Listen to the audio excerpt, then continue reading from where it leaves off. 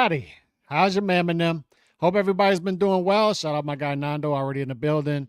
A long weekend for me, and I'm just catching up with, still haven't caught up with everything in the boxing world that happened over the weekend, but as much as I possibly could. Had a long wedding weekend out in Houston, so I was out there for that, and catching up with stuff now. And shout out Iceman as well. And hopefully we'll be getting more content up on the channel. Now, it's been a rough couple weeks getting another business built off the ground right now that actually kind of ties into what I'm doing right now currently, that will go into the content creation space. So look out for pretty cool things that will pop up on the channel about halfway through 2025. That all kind of ties into the social media space. So be on the lookout for that. Anyway, but that's one of the reasons why I haven't been dropping as much content, as I've been focused on that stuff and some other family stuff going on. All that being said, let's start talking some boxing, and hit that like button as y'all come in. Obviously, we got the disputed undisputed fight that happened on Saturday that I got caught up with on Sunday night, between Bivol and Beterbiev. Gonna have thoughts on that, and it all kind of ties into stuff we've talked about: marination, legacy fights, particularly at light heavyweight, the legacy of these two fighters, their whole careers, how this fight to me, and I'll explain this later, was really a microcosm of these two guys' careers as a whole up to this point. More on that. And the pound for pound list, I'm going to reveal the updated pound for pound list and other things. Before I get to that, some upsets happened out in Japan. Obviously, Junto Nakatani took care of business, and I'm going to get to that in a minute. Jonathan Gonzalez, a no contest, unfortunately. Susumi upsets Takuma Inoue. Fredo Inoue was upset in a good fight. That was Susumi's first 12-rounder, and he goes on to upset Takuma. And another upset that happened was Kafu upsets Kosei Tanaka by knockout. So some interesting things happening out in Japan, and those guys just make fights out there, and when you make fights, upsets happen.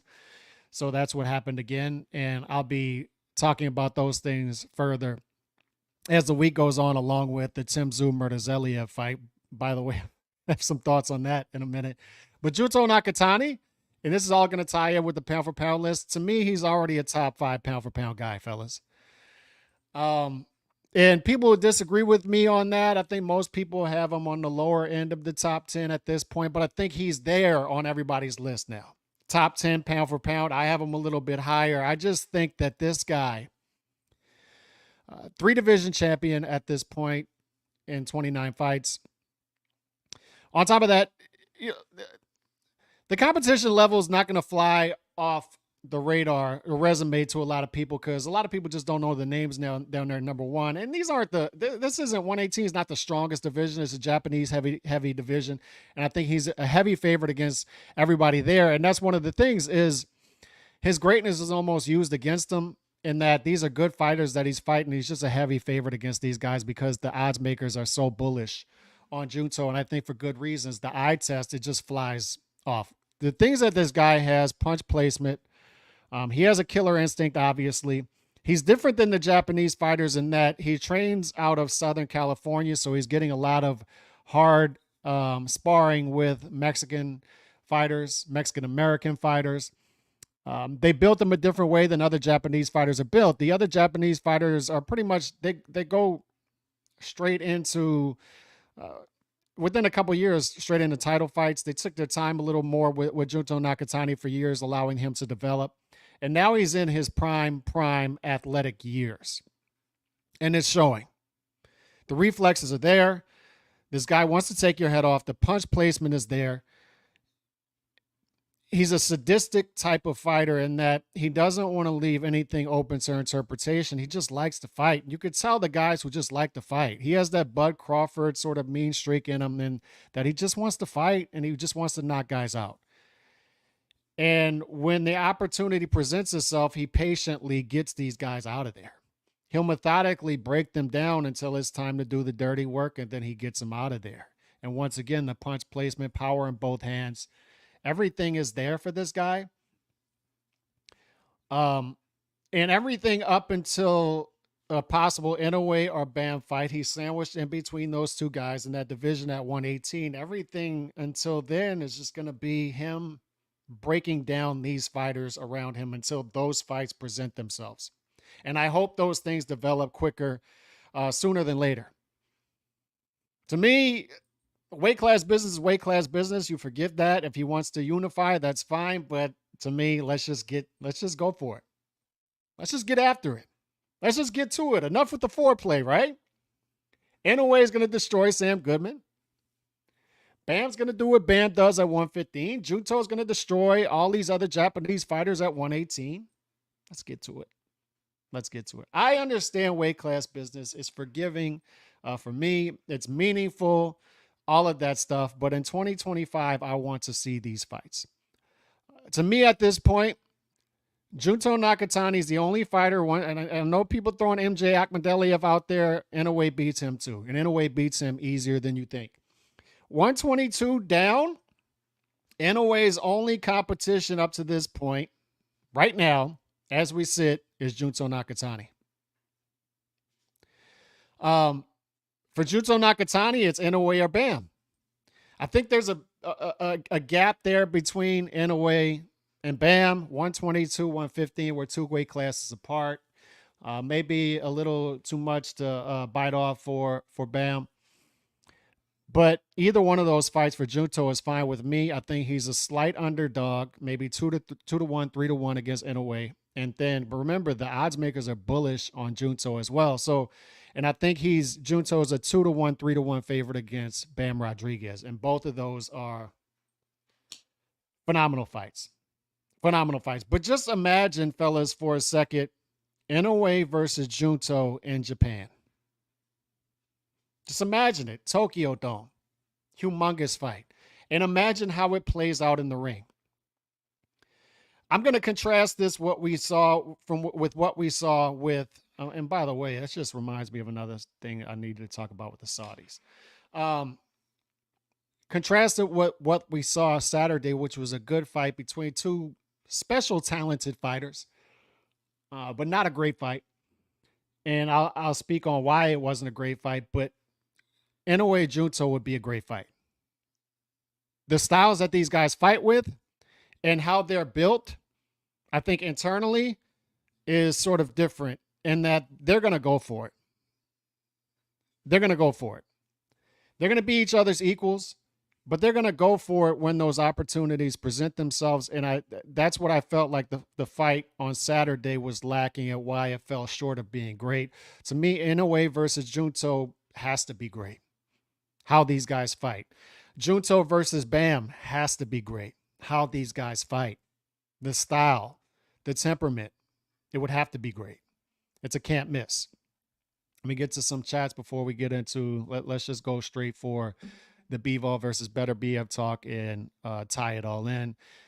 DB boxing fan, Ed Woodson, salute to Carlos M. Let's see what else we got. Nakatani versus Inoue. I might finally check this Junto dude. Stop the cap. Stop the cap. Bring Tim out here to the West Coast. We want to support him. Virgil versus Zoo. This is the thing with that, Nando.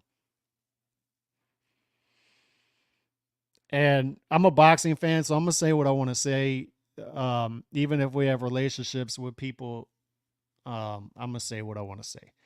And I'm going to say what I'm going to say. I understand the alliance between No Limit and PBC. I understand you have to outsource to an American promoter network when you're bringing a fighter from Australia to America, and it works better that way. But when you're outsourcing work, one of the reasons you do it is it streamlines the process. We talked about that with the Saudis, and they're going to bring people in. They're going to bring infrastructure in order to speed up the process and get done what they want to get done, to take away from that learning curve. And it's the same thing here with Tim Tszyu and his team, right? And one of the reasons that this relationship with No Limit and PBC works at 154 is it's a PBC dominant division. You got Fundora, you got Spence, right? And you got Mel Charlo is maybe going to come back in the mix. But one of the things that Riyadh season and the Saudis provide, if you get that relationship going, is they make obstacles go away. So none of that matters anymore if you take that route. Promoter versus promoter beef seems to just fade away. Network versus network beef seems to just fade away. So the thing with this No Limit PBC relationship is, I know from talking to Tim Tszyu's team, they have multiple goals. And what I like about them is they fight the fights. They fight the fights. Those bastards will fight the fights. Love that. And that's why I'm a fan.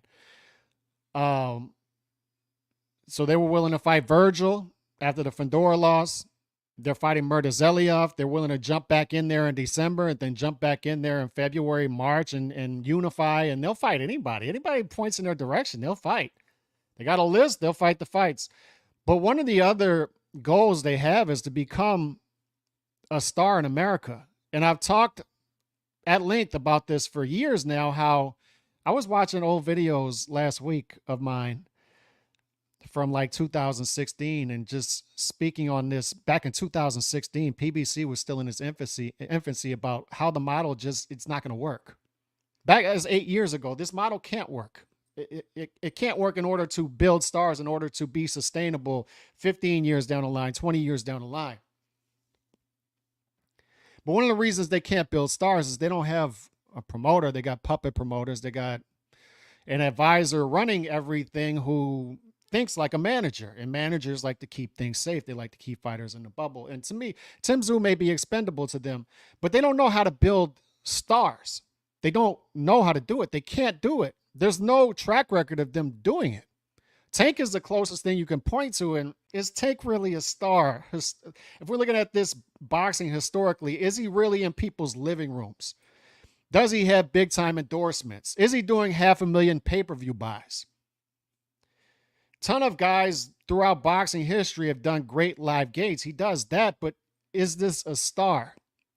And would he be a bigger star, an even bigger star? Is he a star in spite of PBC?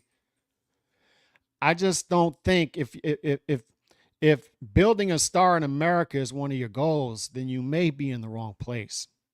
When I see, fellas, $1 tickets, when you have $1 tickets selling online, you got to start to do that math in your head and say, and look, man, better to fight, better to get this title fight. They can provide that. Better to keep things moving, get the date. They can provide that, put you on Amazon, on Prime. But if barely anybody's watching it, and if nobody's going and the people who are going are getting in there for $1, you're getting in for less than the price of a fraud. Aren't they doing like dollar Frosties right now? So these dudes are getting in for the price of a Frosty at Wendy's. And they're going to blame the hurricane. But dude, this was happening before the hurricane. The hurricane didn't even hit Orlando like that. So that'll be the excuse. But the hurricane thing is not it's not a viable excuse. And what I'm saying is, if the goal, obviously they're providing him title fights, they're moving him correctly, is that if you want to be a star, you got to fight the fights, you got to go through the fire, but you also have to watch who you're surrounded with. And when I see them surrounded with some faces here who just don't have a track record of building stars and can't do it, they're not capable of doing it, and you've got them in the picture, I don't know if you're going to land there. I don't know if it's going to ever get to that delivery if that's the people you have around. If you're fighting in Caribe Royale at Orlando, if the options are, you can't fight. I understand the dude don't want to fight in Australia, the opponent, but the options you have are Caribe Royale in Minnesota. Why weren't the options LA? Why not small venue in Vegas?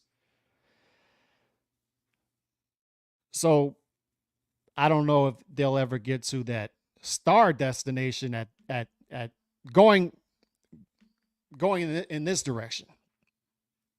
And I understand this, D-Style. Turkey wanted him to wait till February. Understandable. And what I just said is go fight the fights. Go get your dates.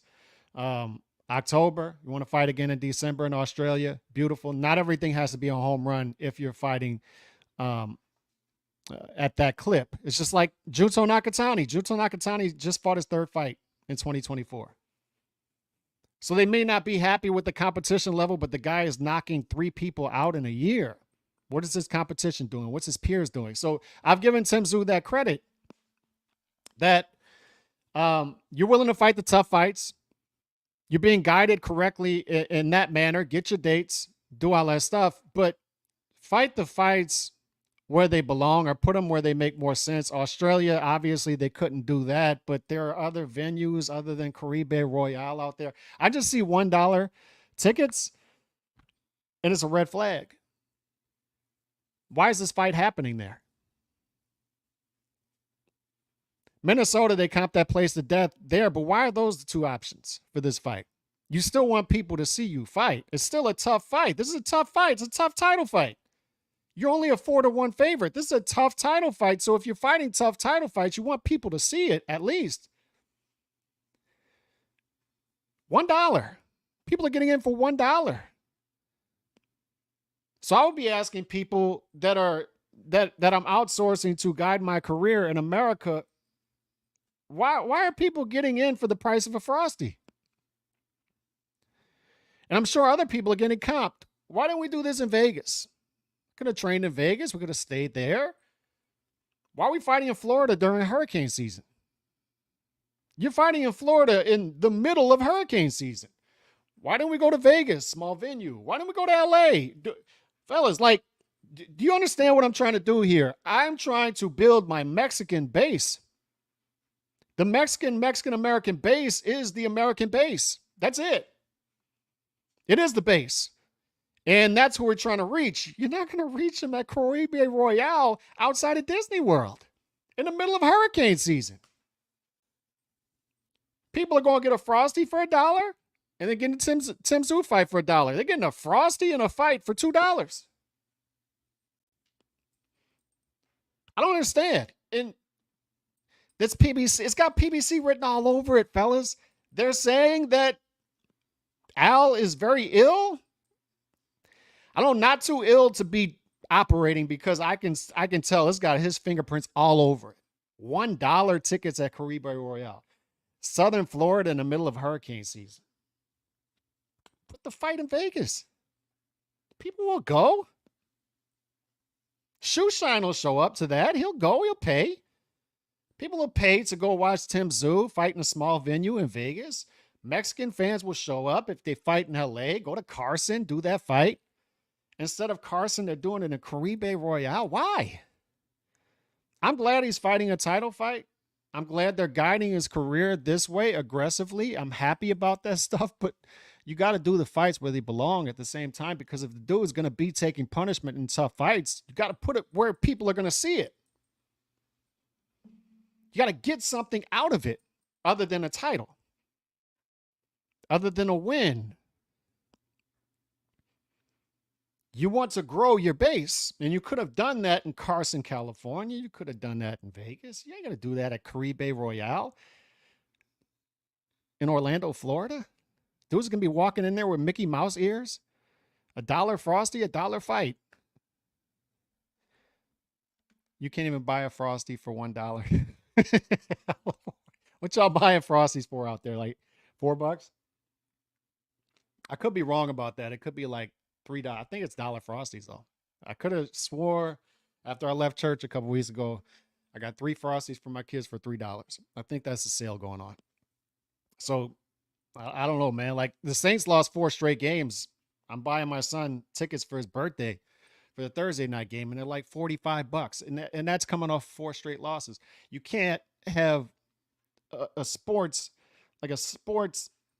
event where people are getting in for $1. I don't know. All that being said, Bivol Beterbiev, good fight between I think two supremely talented fighters in Beterbiev and Bivol. Um, and yeah, let me get to this super chat real quick. Vegas is sneaky, shitty fight town for mid to small fight cards. I kind of agree.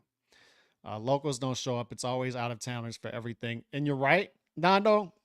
But a small venue like I think it's Hard Rock, there would have they would have had that place. They would have got that place packed. They know how to promote. What this is, it's sad to see to me, is you have a talented fighter who is, I think, close to pound for pound top 10 status, who has that talent, who has that ceiling. And I hate to see these guys mismanaged or not mispromoted in America. I would hate to see that. I would hate to have people around who don't belong in the picture, who don't know how to promote this. That's what I think needs to be watched out for here. And D-Style's right about the Saudis. They wanted them to wait till December. February. That doesn't make any sense. Go get your fights. Go get your fights. If that's what they want to do. So none of them are perfect, but this fight should not be in Orlando, Florida. I don't know. And for Tim Tszyu's team, that's the options they were presented with. So you got to go with one. If it's Florida or Minnesota, you got to go with one. But I don't understand. It goes back to the Oklahoma thing with Maxie Hughes and Cambosos. Why are they fighting there? Site fee? That's what y'all worried about? The site fee? Actually, do some actual promoting and put this thing in Carson, California, where it belongs. Tim Tszyu would sell there. So I appreciate the super chat. With Bivol Beterbiev, I was expecting a great fight between two great fighters. We talked about this. Chauncey and I talked about this the fight week of Crawford versus Spence.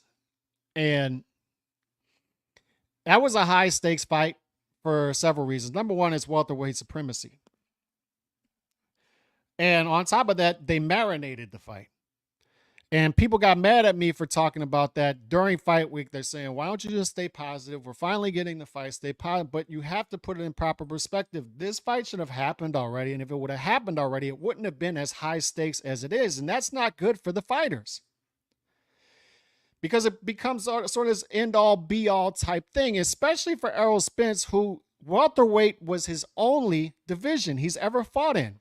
Welterweight is his legacy. It's all of it. So if Errol Spence fights his whole career at welterweight, and the main fight that people want to see and call for 4 or 5 years, Errol Spence and his team are saying, we'll give it to you eventually, but you're going to have to wait on your side of the street. I'm on my side of the street. We're going to get to it eventually. Stay patient. And then you're waiting. And then you're waiting. And then you're waiting. The marination, fellas, anytime you make somebody wait longer for something, they expect more out of it. And you're building it that way, right? And you're marinating, and people are waiting and waiting. So when you finally get to it, people are expecting this great epic fight between two great fighters. And what happens is you marinate it so long that for Errol Spence in particular, it becomes this huge thing. It's all of his legacy because it's all of it. He's a welterweight. He's specifically a welterweight. So he needs to become undisputed at welterweight for his legacy. Bud has already been undisputed at 140. Bud's not the one who marinated it. So it's not as high stakes for him. It is for Spence, and Spence needs it. And what happens? Spence wets the bed. And instead of getting this great fight between two great fighters, we get a good welterweight against a special fighter in Bud Crawford, a special pound-for-pound fighter against a really good welterweight is what we actually got. And what does it do? It destroys Spence's legacy. Still a good run, but it's good. It's not great. He's a good welterweight, really good welterweight. Not great, not a pound for pound guy. We saw that in the ring. There were levels between those two guys. And it really hurt. It really hurt Spence's legacy that they waited so long, because had they done it earlier, he would have had time to recover from that. So when we go to light heavyweight and we go to Bivol, Beterbiev, they're guilty of a lot of the things that Errol Spence and his team did at welterweight. The light heavyweight division is guilty of a lot of things that the welterweight division was guilty of, if we're being honest here. People want me to be super duper positive, right? And Bivol and Beterbiev are these special all-time great fighters, and this was a super legacy fight, and it was a great fight. What happened in actuality, fellas, is they were guilty of a lot of the things that were these top welterweights were guilty of. Why did we get this fight in 2019? 2021, 2022, 2023? Why not? Why is Canelo fighting Bivol before Beterbiev fights Bivol? Why is that happening? Canelo's dropping his balls at light heavyweight before Beterbiev does to face Bivol. Why? This still baffles me. Till this day, it baffles me. You're not going to hear people talking about this. They want to be all joyous and all this. And it's a good fight. We'll get to that. But I'm bringing this up for a reason. We got to put this in a proper perspective. And we got to point out that some people are behaving one way here and another way over here. I remember Bivol fights Canelo and he wins. And I say to myself, okay, Beterbiev is about to fight Joe Smith Jr. on ESPN. It's going to be a great fight. But Beterbiev is going to win that fight. It's going to be a great fight. And that's a perfect segue now to do Beterbiev versus Bivol. Perfect segue. Perfect segue. They should have done it by now, but perfect segue. And what happens? Fight week, the day before the fight, at the weigh-in, I think, they start to talk about Anthony Yarde. I'm like, what the hell? Anthony Yarde? You really going to do Beterbiev versus Anthony Yarde next? This is perfect. Like, why are you messing up a wet dream? Why is this happening? Why don't you just do the fight now? Bivol Beterbiev, one of the biggest fights in boxing, arguably top 5 pound for pound guys. Why is this happening? And instead, Bob Arum starts to talk about Anthony Yarde in a defense. I'm like, what the hell is this? This guy's got all the belts over here. This guy's got the final belt. This for the ring and it's for lineal. Just do it. No, we're going to do Anthony Yarde. So what are they doing? So instead of getting the fight, we start to hear about Anthony Yarde. They give us that fight. And then we start to hear about this Russia-Ukraine war and then how the WBC won't sanction the fight and then we can't do it. Bob Arum's like, oh, we got to stand with Ukraine here. We got to stand with Ukraine. And we got to understand the situation here. Then we got to understand the WBC stand. No, we don't. Give me the damn fight. I don't have to understand anything. Do what you're doing over there. I don't care about Russia, Ukraine. Give me my damn fight. I don't have to understand anything. I don't have to understand the diplomacy behind this and the WBC. Give me the damn fight. But we can't do it because of Russia and Ukraine and the Russia and Ukraine war. I say all that to say, when you do this stuff, fellas, when you do this stuff, Canelo 40%, Beterbiev 60%, is a close fight. I actually think, D-Style, that Canelo matches up better with Beterbiev than he does Bivol. That's what I think. I do. I believe that. Nonetheless, I want to stay on topic.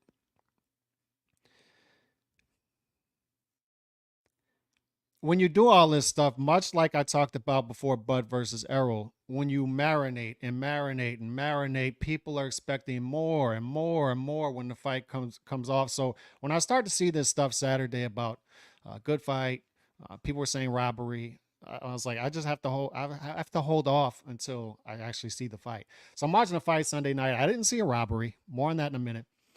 Saw a very subjective fight to score. I didn't have a problem with 116, 112, to be honest. Once again, I'll get to that in a minute. Stylistically, what I saw and how I scored it. But I saw people saying good fight, not great, and I was underwhelmed. And I understand that because that's how I felt too. And people are getting mad at these people. Don't you enjoy anything? Aren't you? Can't you enjoy anything? It was a good fight. I enjoyed the fight, but at the same time, you can enjoy it and still be underwhelmed. You can go to a movie and see like the third installment of Batman Dark Knight trilogy, and yes, the third edition is great and I enjoyed it. It's just not what the second one was, or I expected more based off of the Joker's performance. You can enjoy it and still think it's good, but still be left wanting more and underwhelmed. And that's how I felt after watching the fight. And I think that's how a lot of people felt. And a lot of people aren't going to be honest about that. They'll compare it to the first Golovkin Canelo fight. In a lot of ways, that's a good comparison. But I actually thought that the first Canelo Golovkin fight was fought at um, higher skill level, and I actually enjoyed that fight. Was a little more entertained by the first Canelo Golovkin fight. And I think this can tie into how the second fight played out. More on that in a minute if there's a rematch. But I just say all this to say, when you marinate something for so long, this is a fight that could have happened 5 years ago. And for some reason, these two guys get a pass for that. And to me, this fight was a microcosm of their career, and that supremely talented fighters, great fighters. But they always seem to be leaving you wanting more. Like, yeah, it's great, but Beterbiev, he's knocking everybody out. 100% KO percentage. Great. It's beautiful. It's entertaining. But when do we see the guy? He's fought once per year at a once per year clip for 6-7 years. Bivol, he's fighting decision. And sometimes just doesn't feel like he cares about taking out a third gear. So you say he's talented, great defensive wizard. It's beautiful how he fights in different ways at different points of the fight, but he just seemed to leave you wanting more and wanting more entertainment value, especially. And then even his career, it's like he fights Zerto and he disappears for 13 months. So that's how I felt watching this fight. Is good fight between great fighters, but it just a microcosm of their career. Is like I'm still expecting more from these guys. I'm still expecting more. It's fought at a high value. The thing that was lacking with this fight, the thing that I felt was lacking from the first Canelo Golovkin fight, was people would say it can't be a great fight if neither guy is in trouble. I don't agree with that. I just think Canelo and Golovkin's chins are that great to where they were just never going to damage each other. And I don't ever see those guys being hurt. But there were, for me, I rewarded Golovkin in that fight. And Chicano will tell you this. We've had our discussions on his channel with Al Chile. I rewarded Golovkin's aggressiveness and fighting on his front foot and trying to make the fight. And to me, Canelo was a little too back foot oriented in that fight, too economical, gave up too much ground. And that was the difference in the fight for me. And because of that, it lacked the great status. The second fight became a great, at that point, that's a great rivalry. And that was a great fight, the second fight. And I still think one of the best modern performances in boxing, what Canelo did, the adjustments he made against a tough Golovkin in order to stand your ground in the second fight, to make that slight adjustment. And it's hard to do. Everybody sees that you need to make that adjustment, but it's difficult to do. It's easy for me sitting in my air condition on the couch, eating my chips, to say, Canelo needs to be on his front foot more. Canelo needs to stand his ground more. To do it against Golovkin, and he did it. He made that adjustment, and to me, I rewarded Canelo for that and thought that he slightly won that fight. He edged that fight. For this fight right here, the reason that this fight lacked greatness for me, and it's a good fight, is you saw the high quality of fighting from these guys. You can clearly see the talent flying off the screen. You can clearly see that. You can clearly see that these two guys are top 5 to 8 pound for pound guys. You can see that. They're two of the best fighters in the world. You can see all of that, right? And the chemistry is good. Neither one of them can take momentum of the fight completely. They're bouncing off of each other. Bivol showing great defense and going off on his back foot, and then every once in a while he'll come forward and throw those combination punches in order to keep Beterbiev off of him. And then Beterbiev will show his offense, his great offense, and his underrated defense, in my opinion. But where it lacked greatness is, and by the way, I had the fight a draw because of that. They just, neither one of them could take momentum from each other. And I'll give you another contrasting fight. Speaking of scoring, when it came to Haney versus Golovkin, in my opinion, still to this day, and it bothers me, it upsets me that I don't think people saw what actually happened if you watch the fight. I don't mean to sound like one of those snarky boxing fans, but to me, it's clear. Lomachenko separated himself from Haney in that fight. He did. Even 10-point must system could be deceiving, but even with the 10-point must system, he separated himself from Haney in that fight. And he did it by, everybody knew going into that fight what the battle was. The battle was the straight left of Lomachenko versus the jab of Haney. And everybody was saying, almost everybody was saying, because almost everybody was picking Haney, and it was 3.5 to 1 favorite, that Haney's jab would win out. And what happened? Lomachenko completely took his jab off the table. And when he did that, Haney made the slight adjustment of going to the body, but Lomachenko conceded it. So he can continue to land his straight left. That was doing the damage. And if you, body punching is effective in two ways. One, it's bothering the opponent so much that they drop their hands. Lomachenko never dropped his hands. And people were writing that off as Lomachenko's too stupid to drop his hands. Do you think Lomachenko's too stupid to make a simple adjustment of dropping his hands? No. He never dropped his hands because he was not allowing anything to come upstairs. He's saying, you're such a light puncher, I'll concede these body punches. And you know if they're effective in that they're slowing the opponent down over the fight. And that never happened. He didn't slow Lomachenko down. Lomachenko continued to come forward and land the straight left. The separation was evident to me. It was slight, but it was evident. In this fight, there was no evident separation between these two guys.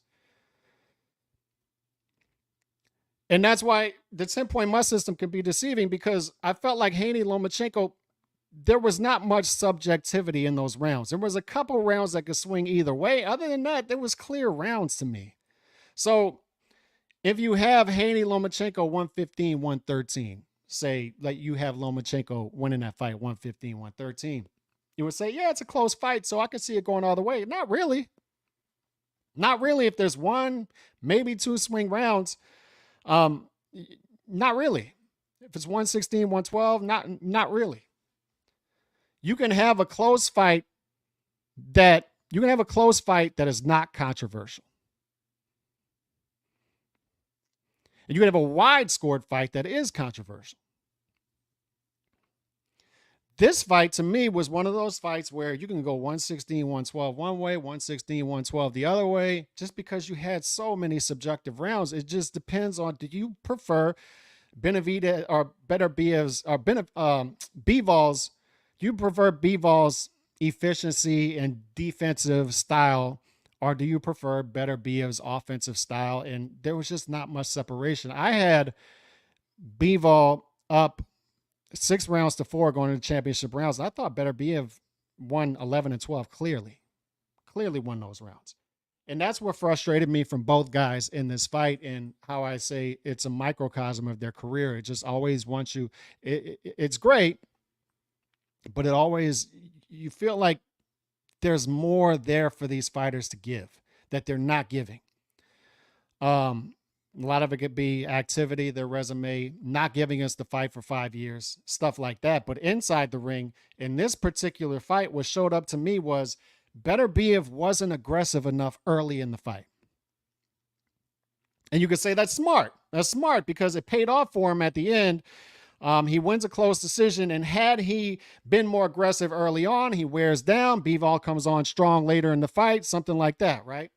And then you say, yeah, but Bivol late in the fight, 11 and 12, I wanted him to stand his ground a little more. I wanted him to get off his back foot and lateral movement so much, especially in the 18 by 18 foot ring. That not good for him. I'd like to see him hold his ground a little more, take on a little more risk, and throw more combinations against Beterbiev. Once again, easier said than done. Canelo was able to do that in the second Golovkin fight, and it paid off for him. Is Bivol capable of doing that against Beterbiev? I don't know. If there's a rematch, we'll see. But the point is, neither guy took the risk to do that. And neither guy separated themselves from the other guy because of it. Both guys, in a way, they fought great fights. It's easy to say stand your ground against Beterbiev. For Bivol, he didn't feel like he could do it. It's easy to say Beterbiev, go after Bivol a little more, land punches against him. It's easy to say that because if you do that, you can look very bad. And trying to do that, Bivol can make you look very bad. So I understand them not doing it. I understand them. They're still fighting a very good fight. I'm not knocking them and saying they're bad fighters. These are still two of the best fighters in the world. I give them that. All I'm saying is the underwhelming thing. When you hear people say I was underwhelmed by it, that's what they're talking about. They're saying I waited so long for this fight. I waited 5 years for this fight, much like I waited for Errol versus Bud. These guys just simply aren't as big in America, so they don't take as much criticism as those guys. But I waited just as long for this. So this fight was good. The point is, though, I was expecting more than good. I was expecting great. I was expecting this legacy-defining fight. And I think some people don't know how to put it into words, but I'll try to do it for them. I just felt like Beterbiev could have been more aggressive early. I feel like Bivol could have stood his ground more late in the fight. I felt these guys should have assumed a little more risk, each of them, to try to separate themselves from the other guy. That's what I felt. And don't get me wrong, good fight, great fighters. When I look at my pound for pound list, the only thing that has changed is Beterbiev is now higher than Bivol, but I don't take Bivol off the rankings after a loss. Beterbiev is still there. These are still the two of the best fighters in the world, fellas. So don't take that as this harsh criticism that I'm calling these are great fighters. They are. But the value that I see in Usyk and Inoue is they take things off the table. Things are clean with those guys. Inoue versus Fulton Jr., Inoue left no doubt. This is a legacy-defining fight. It's undisputed. He left no doubt. And you can say these guys are better than Fulton Jr. I agree. But Usyk versus Fury, another example. He didn't leave much doubt. Usyk versus Dubois didn't leave much doubt. Didn't leave any doubt. They take things off the table. And that's why I value them higher as a boxing fan and why their legacy is above Bivol and Beterbiev's legacy. And you're looking for separation once again. You're talking about the best of the best in the world. Bivol and Beterbiev, they're still the best in the world. Like they're top 6, 7 fighters in the whole planet. You give them that credit, but when we're looking for separation between the top 8 fighters, you're looking for specific things, and you're looking. And Usyk and Inoue take things off the table. That was the value with Bud at welterweight, 100% KO percentage. He knocks guys out. There's never any question about it. Up until the Madrimov fight at 154, there's no question about it. The thing with Bivol is these are decision fights. Beterbiev largely did that, just not enough for me as far as activity level. And Bud's getting there too, by the way. Once per year fighter, the past 4 or 5 calendar years, not enough fighting from Bud for me. But that's the value that Usyk and Inoue bring to the table for me, is they make things clean. They make things easy to understand, watching them from the outside looking in. They're fighting more often than their peers. For the most part, Usyk, other than the war stuff going on. And that's what I felt was another thing that was lacking from Saturday is it's undisputed fight. You don't want there to be any dispute after. And there was a dispute as to who won the fight. I don't think it's a robbery. I had no issue with any of the scorecards. None of them. But 114, that's where I was. It was a draw. I didn't see any separation between these two guys. And maybe that's how it'll always be. Sometimes it's like that. Sometimes there's just not gonna be separation between the two fighters. But when we're judging good fights from great fights to classic fights, good games to great games to classic games, we know those things when we see them. We can pretend like we don't, but we know those things when we see them. We saw the difference between Canelo Golovkin 2 and Canelo Golovkin 1. And the only thing that changed was Canelo assumed more risk in the second fight, and that made it a great fight. It took it from good to great. We all know what we saw, Hagler Hearns, the four kings going at it. We know we saw great classic fights. Those are becoming few and far between now. Even in where there's a lack of separation, Chocolatito Gallo Estrada, you still see those guys assuming more risk, and there's still more entertainment value with it. So there's still great fights, even though there's a lack of separation. I just felt like both of these fighters, the problem that Bivol had in this fight was when he became too offensive, it led to Beterbiev almost waking up and becoming more offensive.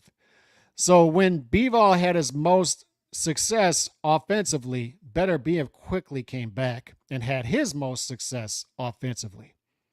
And Bivol went back on his back foot when that happened. He don't want any, and I don't blame him. He didn't want any part of Beterbiev piecing him up, which would happen when Bivol had his most success offensively. Is Beterbiev would quickly come back. We've all like, if you sparred with guys like that.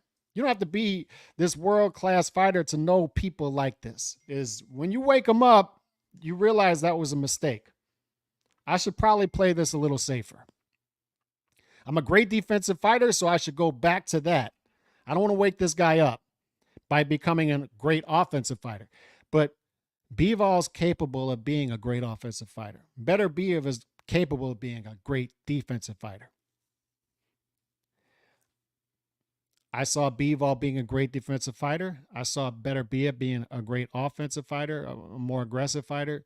I didn't necessarily see Beterbiev being a great defensive fighter in this fight. I didn't necessarily see Bivol being a great offensive fighter. Maybe another reason that this lacked the greatness. And I'll just say it again, fellas, when you marinate, the more you make us wait for things, the more we're going to expect on the back end of that. You make me wait. It's like that with everything. You make me wait for my meal. I'm sitting at the table. I expect this thing to be great. I've waited 45 minutes for this steak. This better be great. This better be the best steak. It's $54. I've been sitting here 45 minutes. It better be great. This came with the ESPN app. I got to give them credit for that. I didn't have to pay for it. By the way,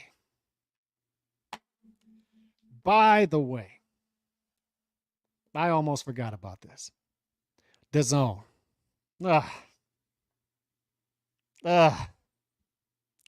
DAZN. I'm sitting there minding my own business on Saturday morning at the Airbnb.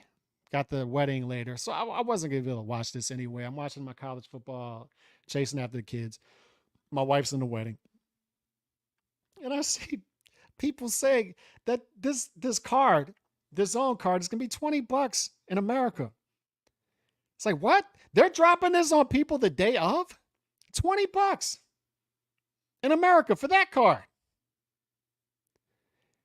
And they're dropping it on you the day of. Unreal. Not like, no, there's no explanation for it. Just, yeah, it's going to be $20. What? So I'm going to pay $20 for this. A card that nobody in America is interested in. People are just going to watch it as a warm-up for the fight, and it's free, right? It comes with the subscription. And they do that. And the Bivol Beterbiev comes with the ESPN Plus app. And it's sitting there on demand right now. Both Japanese cards sitting there on demand right now. And they're going to make you pay $20 for that card in America. It's unbelievable. I was just, I was just sitting there. I was like, there's no way. There's just no way. This has to be a mistake. It wasn't a mistake. They did it. And this is what I'm talking about. Like, this sport, man, and the people who run it, what is this? What in the hell is that? I'm with you, Nando. Like, I was gonna be watching the football anyway, but the nerve of these dudes. Like, this is something you watch passively in America. That type of card you watch passively in America to warm you up for Bivol Beterbiev later on, was a fight you've been waiting 5 years for, right? And instead they drop it on you. Yeah, $20. And this isn't get off my lawn. It's like, this is like, what is that? What is that? I'm watching that. I'm looking on Twitter and I'm like, this is going to be a meltdown. And it was. It was a complete meltdown. DAZN needs to get it together. I'm telling you that right now. They position themselves well if they do this correctly, but I just feel like the overhead is too high right now for them. And they got some problems, man. They got some issues. They better get that together. Another observation I had surrounding the Bivol Beterbiev fight, which makes it feel like it could be underwhelming, even though the fight may not be. The environment at the Saudi cards. It's not the same atmosphere and environment that you get with cards in the UK, Australia, even Japan. Japan has been a fight country where you look at Tyson versus Douglas. And one of the things Tyson versus Douglas lacked was the audience reaction. Remember when Roy Jones got knocked out by Antonio Tarver? Everybody in that place exploded. Everybody was just in shock. And you got that environment, the atmosphere come through your screen. Japan now has that. Japan's warming up. People are getting a little rowdier. It's becoming more of a fight country. Tyson Douglas didn't have it back in the day because it's different culture, different reaction. America has that in spots, and Saudis don't. For the Saudis, it's you have a lot of celebrities that they pay to be ringside, and those people don't really know boxing. And you have a bunch of people with money there, because who the hell can afford to go to Saudi and watch a fight, right? And the environment doesn't come through the screen. The atmosphere doesn't come through the screen at the Saudi cards. It just doesn't. So that's another thing they're going to have to get a hold of.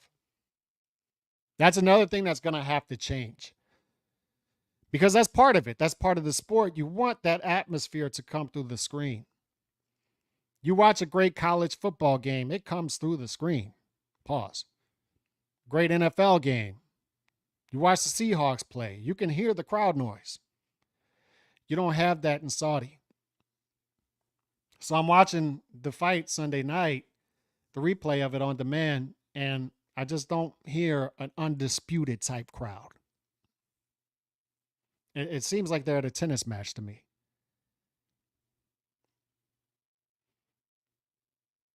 They're not hitting the ball back and forth. This isn't a golf match. This isn't tennis. This isn't pickleball. This is boxing. And you want a crowd that is there for, they're there for it. You don't want to say for blood. It's not Roman gladiators, but they're there for a fight. I don't get that vibe watching Saudi cards. So that may be another reason why it felt underwhelming to people, because I don't think people are saying it, and some people don't want to say it. Maybe they fear saying it, because these guys are great fighters, and it was a good fight. It was. So I don't want to be like Jim Brown says, off my lawn type guy, because it was a good fight between two great fighters. And I have Beterbiev number 6 pound for pound now, Bivol number 7. These are still two of the best fighters in the world. Some people would have Beterbiev higher, 4, 5. I think Ring has them at 5. Ring, I think Ring Magazine. Yeah, Ring Magazine has Beterbiev 4 and Bivol 5. That's what it is. And that's fine. I think that's where most people will be at. I have them a little lower, 6 and 7. So you say good fight between great fighters, but when people say oh, underwhelming, they may not be able to explain what they mean by that. I just feel like, for me, and I think most people would feel like this who felt like it was underwhelming. You make us wait this long. I expected more risk from both of these fighters in order to try to separate themselves. Number one. And number two, the crowd environment definitely does matter for a fight of this magnitude. It's what Lomachenko versus Teofimo lacked. They do it in a bubble, and I'm glad they did, but that's when you go back and watch that fight, that's what it lacks. And we're not here for pickleball. We're not here for an F1 race. Like you have to have a fight crowd there, and that's gonna be tough to do in Saudi. It's gonna be tough to get people out there who actually are boxing fans. Other than that, man, good fight between great fighters. Felt like it was capable of more. That it never really got there. I do think there'll be an immediate rematch. I do feel like Bivol could make more adjustments. If he really wants to make the ultimate adjustment, watch what Canelo did in the second Golovkin fight, because that was a masterclass. I'm telling you right now, that was a masterclass. Both of those guys fought great that night, Canelo and Golovkin, but Canelo making that adjustment. Cotto versus Margarito, another one.